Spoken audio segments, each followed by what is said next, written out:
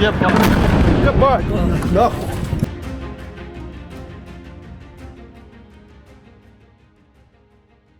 Well, Ukrainian officials tell us that they have sunk yet another Russian warship, the Sergey Kotov, one of the newest patrol ships in Russia's Black Sea fleet. This is a 94-meter-long vessel, about 1,700 tons. It only entered active service in the Russian Navy in July 2022. That's after Vladimir Putin launched his invasion of Ukraine. Now, Ukrainian officials have released footage which they say shows the ship sinking off the southeastern coast of Crimea. The Sergey Kotov is 94 meters long. It's about 1,700 tons. It is one of the newest warships in Russia's fleet, particularly in the Black Sea fleet.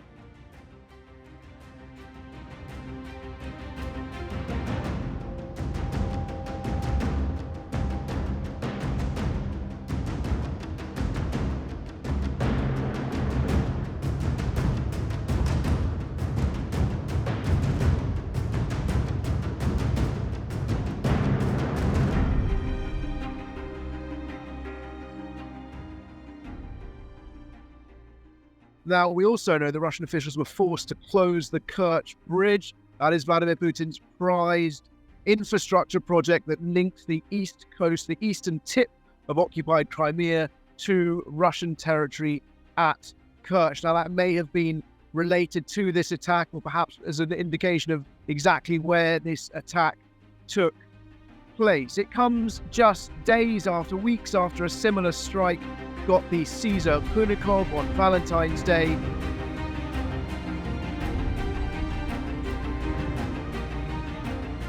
We know Ukraine has been using these Magura sea drones, which are a couple of meters long. They're powered, we understand, by jet ski engines, and they sit just above the surface, almost flush with the waterline, clearly with communications equipment on their top and also cameras. There's the footage that they broadcast back, which Ukrainian officials have been sharing to confirm the news of these successful strikes. It hasn't been all good news for Ukraine, though. It's worth pointing out that this successful attack on the warship does come a few days after a doomed attempt by Ukrainian special forces to make a landing on the left bank of the Dnipro River on a peninsula coming off Kherson. A fast attack boat with Ukrainian commandos, special forces commandos on it, was ambush stopped, and at least 4 of those soldiers, possibly more, were shot and killed in the boat. But nonetheless, the broader picture is actually that Ukraine has been scoring a series of spectacular successes, hitting both high-value Russian warships and Russian aircraft in other parts of the front line. And that's whilst there hasn't been much movement on the front on land. Where there has been movement, it tends to be Russia's grinding advances. Particularly, we've seen that most recently in Avdiivka. Last May, we saw them taking Bakhmut. So whilst Russia appears to be throwing men and materiel at its assault on the front, Ukraine is scoring goals at sea and in the air.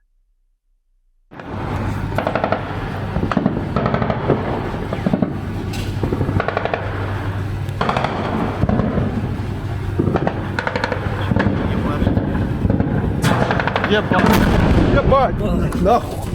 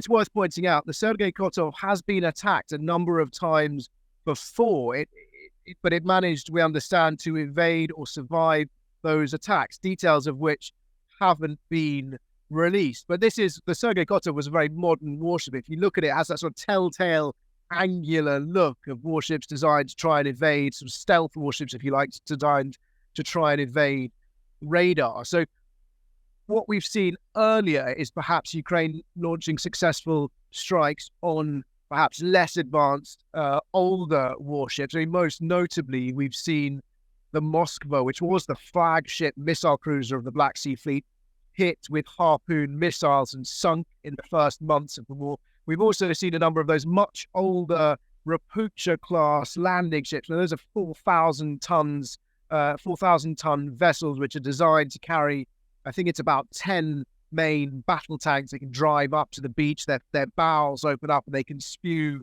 men and armor onto the beach for sort of D-Day style landing. But those are much older vessels. And we've also seen a number of them destroyed with similar tactics from these Magura drones. What the strike on the Sergey Kotov perhaps represents is that Ukraine's tactics are continuing to evolve, and they're continuing to find new ways to use the weapons they have, ways to circumvent Russia's defenses. And that may or may not, but it's almost certainly linked to some of the operations we've seen on land, some of those special forces operations, which have been designed to take out early warning systems, radar, air defense batteries, perhaps coastal radar batteries. Every piece of the jigsaw that Ukraine can pull down makes Russian forces more vulnerable.